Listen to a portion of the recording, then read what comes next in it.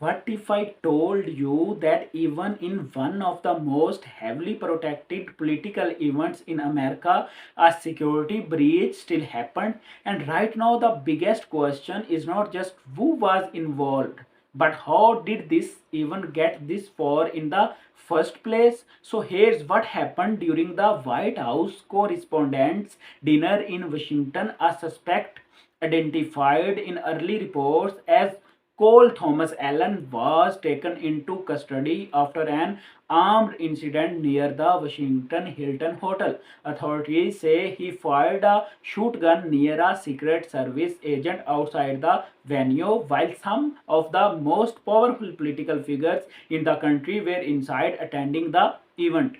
Now, on the surface, you might think okay, security reacted quickly, the suspect was caught, case closed.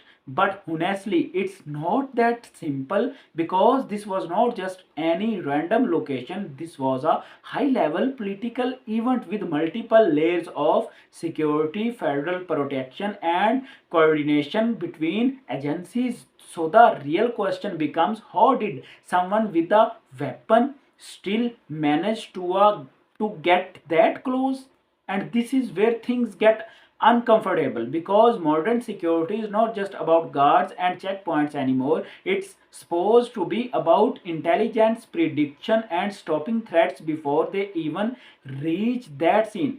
But the truth is, that part is the hardest because you are not always dealing with organized groups or obvious signals. Sometimes it's just one individual acting alone without clear warning signs, and those are the situations that are the hardest to predict and sometimes even harder to prevent. At the same time, you also have to look at the bigger picture here. The United States right now is in a very tense political environment. There is a lot of division, a lot of anger online, and misinformation spreads extremely fast. That does not automatically cause incidents like this, but it does create an environment where people can become more unpredictable. And I think that's an important point people miss. It's not just about one person or one incident, it's about the environment around it. Then there's something else that always happens in situation like this. Social media kicks in immediately. Within minutes, people starts pulling out names, backgrounds, education history, job details, and suddenly a full story is being built before any official confirmation. In this case, too, early claims about the suspect's background started spreading online very quickly. Some of it might end up being true, some of it might not. But the problem is, by the time facts are officially confirmed, most people have already formed their opinion. So now you we got two things happening at the same time, an active investigation on one side and a fast moving online narrative on the other. And that makes everything more complicated because security agencies are not just dealing with the incident anymore. They were also dealing with public pressure, misinformation, and constant attention. Now, here's something people don't really think about. No matter how advanced a security system is, it's never perfect. There is always a gap somewhere.